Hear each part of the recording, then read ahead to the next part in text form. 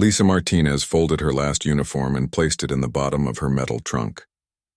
The dark blue fabric felt heavy in her hands, weighted down with 25 years of memories she would rather forget. She smoothed out the wrinkles one final time before closing the lid with a soft click. Her quarters on Luna Colony Defense Station looked bare now. The walls that once held medals and commendations were empty. The desk where she had signed countless orders was clear. Even the small photo of her parents back on Earth was packed away. In a few hours, she would walk out of this room and never come back. "Commander Martinez," a young voice called from the doorway. Lisa turned to see Lieutenant Kevin Brooks standing at attention. His uniform was crisp and his face was serious, just like every other young officer she had trained over the years. He held a datapad in his hands. "What is it, Brooks?" Lisa asked, though she was no longer a commander. "In 3 hours, she would just be Lisa Martinez, civilian. The peace treaty with the Zephyrians has been signed, ma'am. The war is officially over." Brooks stepped forward and handed her the datapad. "Admiral Clark wanted you to know before you left." Lisa took the pad and read the message. After 7 years of fighting, the Zephyrian Empire had finally agreed to peace. No more raids on human colonies. No more battles in the dark between stars. No more friends dying in the cold of space. "That's good news," Lisa said, but her voice sounded tired even to her own ears. Brooks nodded. "Yes, ma'am. The Admiral also wanted me to thank you. He said the victory at Titan Station wouldn't have been possible without your tactics." Lisa set the datapad on her empty desk. Titan Station. She remembered that battle too well. 300 Zephyrian ships against their small fleet. She had used the station's gravity well to pull the enemy ships into a trap. It worked, but 60 good people died that day. 60 friends who would never see home again. "Tell the Admiral I said thank you," Lisa replied. "And Brooks?" "Yes, ma'am?" "Stop calling me ma'am. I'm retired." Brooks looked confused for a moment, then nodded. "This is C." "Yes, Lisa." After Brooks left, Lisa sat on her bed and looked around the empty room. She had joined the Terran Defense Corps when she was 22. Fresh out of college, full of dreams about exploring the stars and making contact with alien life. The reality had been very different. First contact with the Zephyrians had gone wrong from the start. What began as a simple misunderstanding had grown into a war that spread across 3 star systems. Lisa had been good at war, better than she wanted to be. She could read battle patterns like other people read books. She could predict enemy movements and plan attacks that saved lives. But being good at something and liking it were 2 different things. Lisa picked up a small mirror from her bedside table. The woman looking back at her had gray streaks in her brown hair, lines around her eyes from squinting at star charts and battle displays, a small scar on her chin from shrapnel during the Battle of Europa. She was 47 years old and felt much older. Her plan was simple. Take the civilian transport back to Earth, buy a small farm somewhere quiet, maybe Montana or Wyoming, grow vegetables and raise chickens, never touch a weapon again, never make another decision that would send people to die, never wake up in the middle of the night remembering the faces of friends who wouldn't be coming home. A soft chime from her wall comm interrupted her thoughts. "Commander Martinez, this is Transport Control. The civilian ship New Horizon is ready for boarding. Departure in 90 minutes, Lisa pressed the comm button. "Understood. I'll be there shortly." She stood and picked up her trunk. It wasn't heavy. 25 years of military service fit into one small box. Her medals, her uniforms, her service records, and a few personal items. Everything else she had given away or thrown out. As she walked through the corridors of the station, other officers nodded to her with respect. Some tried to start conversations, but Lisa kept moving. She didn't want to talk about the war or her service or what she planned to do next. She just wanted to leave. The transport dock was busy. Families were saying goodbye to loved ones. Merchants were loading cargo. Civilian passengers were checking their tickets and finding their seats. Lisa showed her papers to the boarding officer and walked up the ramp into the New Horizon. Her cabin was small but clean. A bed, a desk, and a small window that looked out at the stars. Lisa put her trunk in the storage compartment and sat on the bed. Through the window, she could see Luna Colony Defense Station getting smaller as the ship moved away. The comm system crackled to life. "Ladies and gentlemen, this is Captain Jake Morrison. Welcome aboard the New Horizon. Our flight time to Earth will be 6 days. We'll be traveling through normal space to avoid any military traffic in the jump lanes." Lisa closed her eyes and tried to relax. 6 days to Earth. 6 days to think about her future instead of her past. 6 days to become a normal person again. But as the ship pulled away from Luna, a news broadcast began playing on the cabin's entertainment system. Lisa reached for the controls to turn it off but stopped when she heard the reporter's words. Breaking news from the Centauri sector. Unknown alien ships have attacked 3 human colonies. The colonies of New Boston, Haven's Rest, and Prosperity have all gone silent. Military sources confirm that these attacks were not carried out by Zephyrian forces. Lisa stared at the screen. The reporter continued talking, but the sound seemed to fade away. New enemies. New threats. More war. She turned off the screen and looked out the window at the stars. Somewhere out there, people were dying. Colonies were burning. Families were being destroyed by aliens who saw humans as enemies to be eliminated. But that wasn't her problem anymore. She had done her part. She had fought her wars and paid her price. Let someone else handle this new threat. Let someone else make the hard decisions and live with the consequences. Lisa lay down on the bed and pulled the thin blanket over herself. In 6 days, she would be on Earth. In a month, she would be on her farm. In a year, maybe she would stop having nightmares about space battles and dead friends. The ship hummed quietly as it traveled through space toward Earth and toward the peaceful life Lisa Martinez had earned through 25 years of war. 3 days into the journey to Earth, Lisa was starting to feel normal again. She had spent most of her time in the ship's small library, reading books about farming and peaceful things. The other passengers left her alone, which was exactly what she wanted. The New Horizon was a good ship. Clean, quiet, and comfortable. Captain Jake Morrison ran it well. The crew was friendly but professional. The food was better than military rations. Lisa was beginning to think that civilian life might actually work for her. Then everything changed. Lisa was eating breakfast in the passenger dining room when the ship's communication system came alive with urgent beeping. Other passengers looked up from their meals with concern. This wasn't the normal daily announcement about meal times or entertainment schedules. Attention all passengers. Captain Morrison's voice came through the speakers. His tone was serious. We have received a distress signal from the colony world of Haven's Rest. All civilian ships in the area are being asked to respond if possible. Please remain calm while we evaluate the situation. Lisa's fork stopped halfway to her mouth. Haven's Rest was one of the colonies that had been attacked 3 days ago. If they were sending distress signals now, that meant some people were still alive. Around her, passengers began talking in worried voices. An elderly man named Frank Peters asked his wife if they should be scared. A young mother named Beth Williams pulled her 2 children closer to her. A businessman named Gary Thompson demanded to know if the ship was in danger. Lisa finished her breakfast in silence and went back to her cabin. This wasn't her problem. She was retired. Let the military handle rescue operations. But an hour later, there was a knock on her door. Ms. Martinez? Captain Morrison stood in the hallway. He was a man in his 50s with gray hair and kind eyes. Could I speak with you for a moment? Lisa invited him into her cabin. Morrison looked around at the small space, then sat in the desk chair. I know who you are, he said quietly. I've seen your picture in the military news feeds. You're Commander Lisa Martinez, the hero of Titan Station. I was Commander Martinez, Lisa corrected. Now I'm just Lisa, a passenger on your ship. Morrison nodded. I understand you're retired, but I need advice from someone with military experience. Should we respond to the distress call from Haven's Rest? Lisa looked out her cabin window at the stars. How far out of our way would it take us? 2 days. Maybe 3. Do you have any weapons on this ship? Some basic defensive systems. Nothing compared to military ships. Then no, Lisa said firmly. Don't respond. You'll just get your passengers killed. Morrison was quiet for a moment. The distress signal says there are children on Haven's Rest.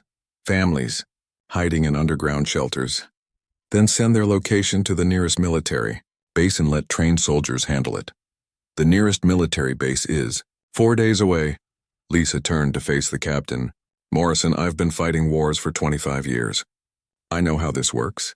You take a civilian ship into a combat zone, people die. Your people. Don't be a hero. Morrison looked disappointed, but he nodded. I understand. Thank you for your time. After he left, Lisa tried to go back to reading, but she couldn't focus. She kept thinking about children hiding in shelters while alien ships patrolled overhead. She kept hearing Morrison's words about families trapped and waiting for help. That afternoon, she was in the passenger lounge when a young crew member approached her. Amy Patterson was maybe 19 years old with bright eyes and an eager smile. She worked in the ship's communications department. "Excuse me, Ms. Martinez?" Amy sat down across from Lisa. "I hope you don't mind me bothering you." "What do you need, Amy?" "I've heard stories about you. About the battles you fought. Is it true you once defeated 50 enemy ships with just 12 of your own?" Lisa sighed. "The number gets bigger every time someone tells that story. It was 37 ships and I had help." Amy's eyes went wide. "That's still amazing. How did you do it?" "Planning. Luck. Good people who trusted me." Lisa closed her book.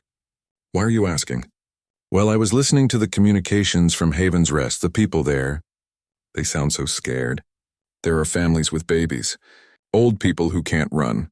And these aliens, they're not just attacking military targets. They're killing everyone."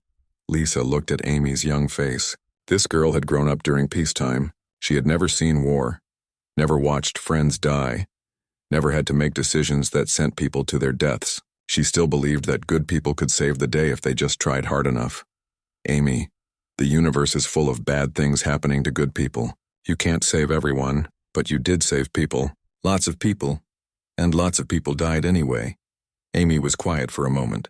Then she said, "The communications officer, Tony Cruz, he's been listening to alien transmissions. He says he's picked up some Korath signals." "Korath? That's what these new aliens call themselves." Tony ran their signals through the universal translator. "They're not trying to conquer us or steal our resources. They think humans are broken somehow. They want to wipe us out completely." Lisa felt something cold in her stomach. The Zephyrians had fought humans for territory and resources. It was a normal war with normal goals. But if these Korath aliens wanted to eliminate humanity entirely, that was something different, something worse. What exactly did the translations say? Amy looked uncomfortable. "They called us defective prey that needed to be cleansed from the galaxy. They said humans spread like a disease and had to be stopped before we infected other worlds." Lisa stared out the lounge window at the stars. Somewhere out there, aliens were killing human families not for land or money or power, but because they thought humans shouldn't exist at all. "Ms. Martinez?" Amy's voice was small. "What do we do when someone wants to kill all of us?" Lisa didn't answer right away. She thought about her farm in Montana. She thought about growing vegetables and raising chickens. She thought about peaceful mornings with no alarms, no battle reports, no decisions about life and death. Then she thought about children hiding in shelters while aliens hunted them down.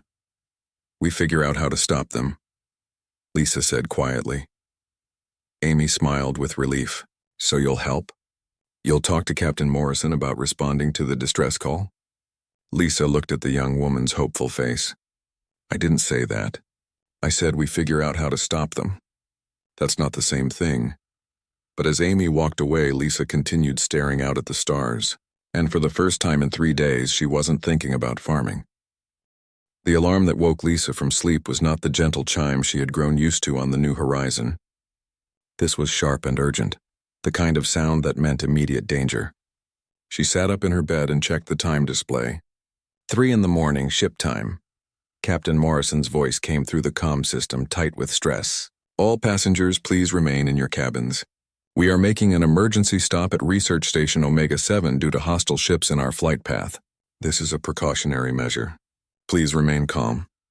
Lisa got dressed quickly and looked out her cabin window. In the distance, she could see the lights of a space station growing larger as they approached. It was smaller than Luna Colony Defense Station, probably home to a few hundred people at most. She knew she should stay in her cabin like Morrison had asked. She was a civilian passenger now. This wasn't her responsibility, but old habits were hard to break. Lisa made her way through the ship's corridors to the bridge. The crew was too busy to stop her. When she reached the bridge, she found Morrison talking rapidly with his officers. "Captain," Lisa said quietly. Morrison turned and saw her. "Ms. Martinez, you should be in your cabin. What's the situation?" Morrison hesitated, then pointed to the main display screen. 3 Korath ships appeared on our sensors an hour ago. They were moving to intercept our course. We diverted to Omega 7 for protection. Lisa studied the display. The station was small but well built. It looked like a research facility, not a military base. What kind of research do they do there? Mostly alien linguistics and peaceful contact protocols, Morrison replied. Dr. Helen Carter runs the place. She's been working on ways to communicate better with alien species. Lisa almost smiled at the irony. A communication expert was about to meet aliens who didn't want to talk. The New Horizon docked with Research Station Omega-7 2 hours later. Lisa followed the other passengers through the connecting tunnel into the station. The research facility was clean and bright, with wide corridors and large windows that looked out at the stars. Dr. Helen Carter met them at the docking bay. She was a woman in her 40s with short blonde hair and intelligent eyes. She welcomed the passengers warmly and assured them that the station was safe. "We have a small security force," Dr. Carter explained as she led the group to temporary quarters. "Chief Carlos Rodriguez and his team are very capable. We also have communication equipment that should let us contact the nearest military base for assistance." Lisa said nothing. She had seen the station's defensive capabilities when they docked. A few basic weapons, maybe enough to fight off pirates or small raiders. Nothing that could stop 3 Korath warships if they decided to attack. For 2 days, Lisa kept to herself. She helped with basic maintenance work around the station, trying to stay invisible. The station's security chief, Rodriguez, recognized her, but respected her desire to remain uninvolved.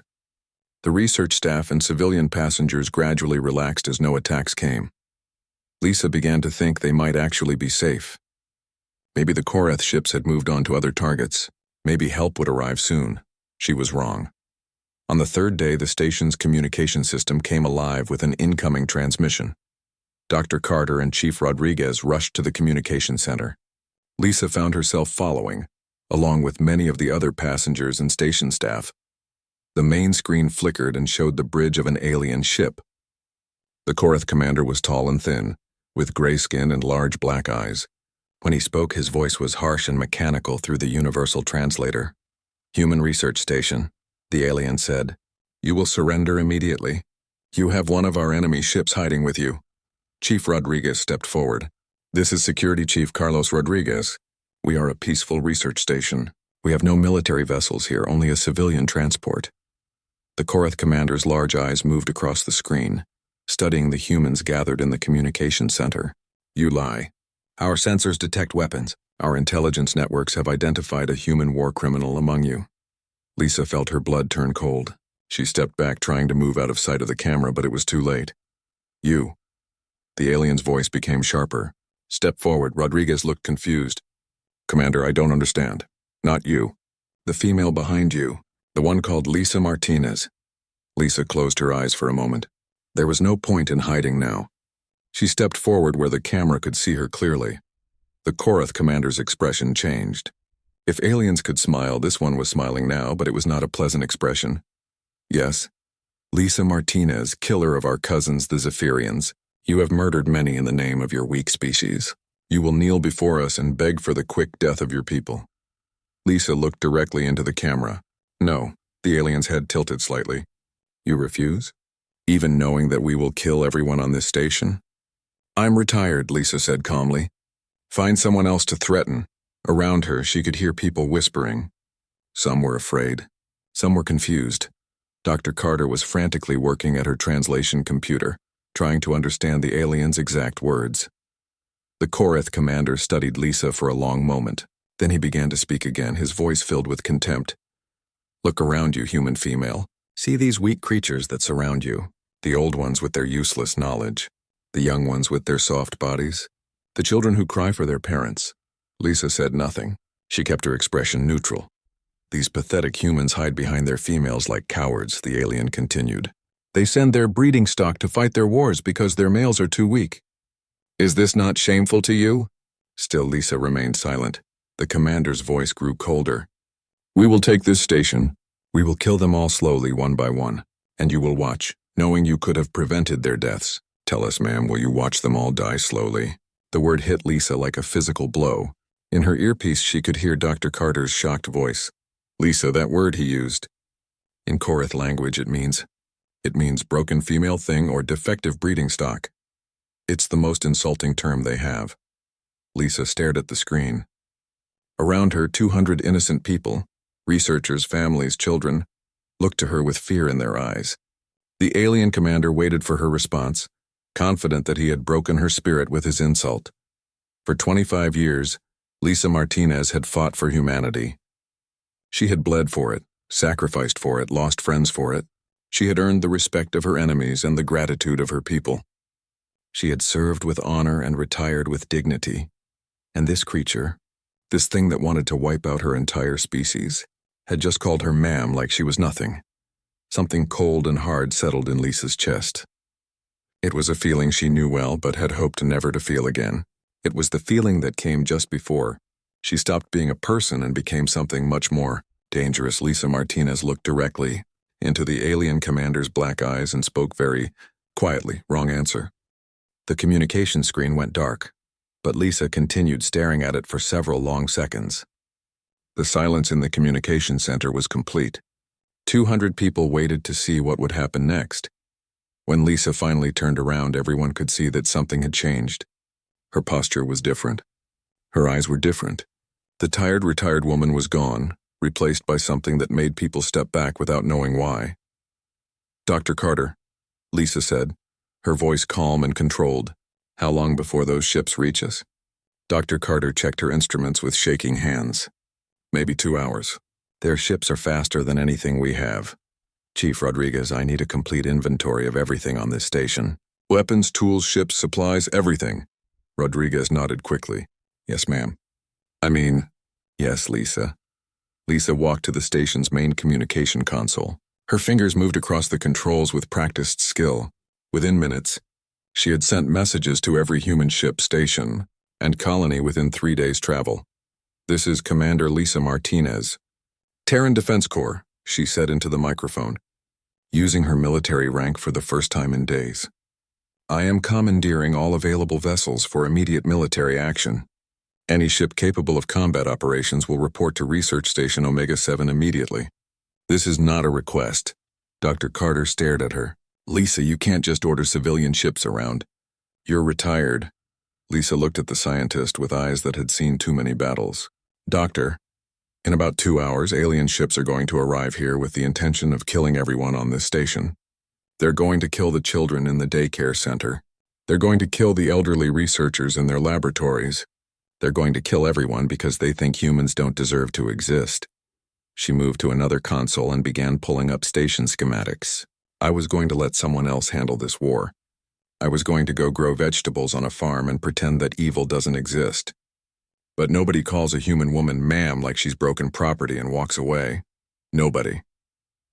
Around the communication center, people began to move with purpose. Chief Rodriguez gathered his security team. Dr. Carter started working at her translation equipment. Captain Morrison contacted his ship to prepare for emergency departure procedures, but Lisa was already 3 steps ahead of everyone else. "Morrison, how many passengers do you have who know how to operate heavy machinery?" "Maybe a dozen. Why?" "I'm going to need them." "Rodriguez, this station has mining equipment, right? Industrial lasers for cutting asteroids?" "Yes, but they're not weapons." Lisa smiled, and it was not a pleasant expression. "They are now." For the next hour, Lisa moved through the station like a force of nature. She sent non-essential personnel to the most protected areas. She organized work teams to modify equipment. She turned the research station's peaceful tools into instruments of war. The mining lasers were repositioned to cover the main approach routes. The cargo haulers were loaded with emergency supplies and given basic armor plating. The research probes were reprogrammed to carry explosive charges. Dr. Carter approached Lisa as she worked at a tactical display. "I've been studying their language patterns. The Korath culture is built on showing strength and dominance. They expected us to surrender immediately after their threat. What does that mean for us? It means their tactical computers don't know how to handle resistance. They've never had to plan for a real fight." Lisa nodded. "Good, what else?" "The commander who insulted you is named Vorth Ka. He's from their noble class. In their society, if a lower-ranked being defeats a noble, it causes massive shame to their entire family line. Even better." Amy Patterson, the young crew member from the New Horizon, came running into the tactical center. "Lisa, ships are coming." "Lots of them." Lisa looked at the sensor display. 7 human ships were approaching from different directions. 3 were civilian transports like Morrison's. Two were cargo haulers. One was a small courier ship, and one was a retired military patrol vessel. They actually came, Dr. Carter said with wonder. Of course they came, Lisa replied. I gave them an order. The first ship to dock was the patrol vessel. Its captain was a gruff man named Pete Walker, who had served under Lisa during the Zephyrian War. He brought 15 retired soldiers with him. Commander, Walker said as he stepped onto the station, what's the situation? 3 Korath warships, maybe an hour out. They want to kill everyone here because I hurt their feelings. Walker grinned. Sounds like Tuesday. What do you need? Within 30 minutes, Lisa had a small fleet under her command. The ships weren't military grade, but they had experienced crews and the willingness to fight. More importantly, they had something the Korath didn't expect: human creativity. Lisa gathered all the ship captains in the station's main conference room. She spread out tactical displays showing the approaching enemy ships. Here's what we're going to do, she began. The Korath think we're weak. They think we'll run or surrender. They're expecting a traditional battle where the bigger ships win. She pointed to different areas on the display. We're not going to give them a traditional battle. We're going to give them something they've never seen before. Lisa outlined her plan. The civilian transports would hide behind the station's shadow, making the Korath think they had fewer ships. The cargo haulers would pretend to be supply vessels running away. The patrol vessel would act as bait, drawing the enemy ships into the station's defensive range. What about the mining lasers? Chief Rodriguez asked. Industrial mining equipment is designed to cut through solid rock and metal, Lisa explained. Korath ships have armor, but they're not expecting to be hit by tools meant for asteroid mining. Captain Morrison raised his hand. Lisa, this plan is crazy. We're civilian ships. We're not trained for combat. Lisa looked around the room at the faces of the people who had volunteered to fight. Some were scared. Some were excited. All of them were determined. You're right, she said. This plan is crazy. But so is trying to wipe out the human race because you think we're defective. Morrison, in about 30 minutes, 3 alien ships are going to arrive here. They're going to expect us to beg for mercy. Instead, we're going to show them exactly what humans do when someone threatens our families. She stood up and looked each captain in the eyes. The Korath commander called me a broken female thing. He thinks human women are weak. He thinks our people are cowards. He thinks we don't deserve to exist. Lisa's voice grew cold and hard. I'm going to prove him wrong about all of that. Outside the conference room windows, the stars seemed brighter. And somewhere among those stars, 3 alien ships were racing toward what they thought would be an easy victory. They were about to learn that humans had very different ideas about easy victories. The 3 Korath warships arrived exactly when Lisa expected them. They came in fast and confident like predators approaching helpless prey. Through the station's sensors, Lisa watched them slow down as they reached weapons range. All ships hold positions, Lisa said into her headset. Around her in the command center, Dr. Carter monitored alien communications while Chief Rodriguez coordinated the station's defenses. On the main screen, the lead Korath ship opened a communication channel. Commander Vorthka's face appeared, his black eyes showing satisfaction. Human female, he said. We see your small ships hiding behind the station. Do you think these pathetic vessels will save you? Lisa stepped forward so the camera could see her clearly. I think you talk too much. The alien commander's expression darkened. You will surrender now or we will destroy everything. Your choice, Gonk. I choose option 3. What is option 3? Lisa smiled. You'll find out. She cut the communication and turned to her team. All ships execute Plan Alpha. Show them what humans do when someone calls us broken. The battle began immediately. The retired patrol vessel, commanded by Pete Walker, came around the station firing everything it had. The Korath ships moved to engage it just like Lisa knew they would. Warriors who believed in strength and dominance always went for the obvious target first. While 2 of the alien ships chased Walker's patrol vessel, the 3rd ship moved toward the station. That was when Lisa sprang her first surprise. Fire mining lasers, she ordered. The industrial equipment that normally cut through asteroids turned on the approaching Korath ship. The aliens had strong armor, but it was designed to stop military weapons, not tools meant for mining operations. The mining lasers cut through their hull like it was paper. The Korath ship tried to retreat, but the cargo haulers that had been running away suddenly turned around and attacked from behind. They weren't military ships. but they carried mining charges that exploded against the alien ship's engines. First ship is disabled, Rodriguez reported, but the other two Korath vessels were closing in on Walker's patrol ship. Lisa watched the tactical display and made quick calculations in her head. Morrison, take your transport and the courier ship. Hit the second Korath ship from the right side. Use ramming speed. Ramming speed? Morrison's voice cracked. Lisa, that's suicide. No, that's physics. Trust me. Captain Morrison's civilian transport and the small courier ship accelerated toward the second Korath vessel. The aliens fired at them, but civilian ships were smaller and harder to hit than military vessels. At the last second, both human ships changed course slightly. They didn't ram the alien ship. Instead, they passed close enough that their gravitational fields interfered with the Korath vessel's navigation systems. The alien ship spun out of control and crashed into a large piece of space debris. 2 down, Dr. Carter announced. The remaining ship is retreating. No, Lisa said firmly.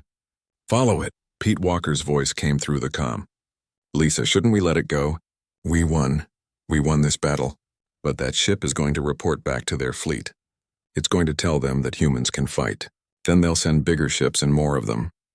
Lisa looked at the tactical display showing the fleeing Korath ship. We end this now or we fight this war forever. The small human fleet pursued the alien ship through space. The Korath vessel was faster, but Lisa had anticipated this. She had sent the research probes ahead of the main battle, and now they were in position. The probes, loaded with mining explosives, detonated in front of the fleeing ship. The alien vessel flew directly into the explosions and was destroyed, instantly. All enemy ships eliminated, Rodriguez reported. Cheers echoed through the communication system as the various ship crews celebrated their victory. But Lisa wasn't finished yet. Dr. Carter, are you still monitoring Korath communications? Yes, their main fleet is asking for status reports from the ships that just attacked us. Can you fake a response? Dr. Carter worked at her equipment for several minutes. I think so. What do you want me to tell them? Lisa thought for a moment. Tell them that Commander Vorthka encountered unexpected human resistance. Tell them that the human female warrior Lisa Martinez has gathered a large fleet and is planning to attack Korath space. Lisa, that's not true. We only have 7 ships. It will be true soon enough. Over the next few hours, word of the battle spread through human space faster than any ship could travel. The story grew with each telling. Commander Lisa Martinez, who had been retired, had come out of retirement to fight aliens who thought humans were weak. She had defeated 3 warships using mining equipment and civilian transports. Within 2 days, ships began arriving at Research Station Omega-7. Not just civilian vessels, but military ships whose crews had heard the news. Retired officers who wanted to serve under Lisa again. Young captains who wanted to learn from the famous commander. Dr. Carter found Lisa in the station's observation deck, looking out at the growing fleet. 57 ships so far, Dr. Carter reported. More arriving every few hours, Lisa nodded. What are the Korath doing? Retreating. Their main fleet has pulled back to their home systems. According to our intelligence, they're having internal political problems. Apparently, losing 3 ships to a broken female thing has caused major shame for Commander Vorthka's family. Good. Amy Patterson joined them on the observation deck. The young woman looked excited and nervous. Lisa, Captain Morrison wants to know what our next move is. Are we going to chase the Korath back to their homeworlds? Lisa continued looking out at the stars. What do you think we should do, Amy? I think we should make sure they never threaten human colonies again. And how do we do that? Amy thought for a moment. We show them that humans are not weak. We show them that calling us broken was a mistake. Lisa smiled. That's exactly right. She turned away from the window and headed toward the communication center. There were plans to make and orders to give. The Korath had started this war by attacking human colonies. They had made it personal by insulting her. Now she was going to finish it. Behind her, through the observation deck windows, the stars looked different than they had a week ago. They no longer looked like destinations for a peaceful retirement. They looked like a battlefield where humanity would prove that no alien species had the right to decide whether humans deserved to exist. Lisa Martinez had tried to retire from war. But war, it seemed, was not ready to retire from her. And somewhere in Korath space, alien commanders were learning that the worst mistake they could possibly make was to underestimate a human woman. who had been called ma'am by someone who meant it as an insult. The galaxy was about to become a much smaller place for anyone who thought humans were easy prey.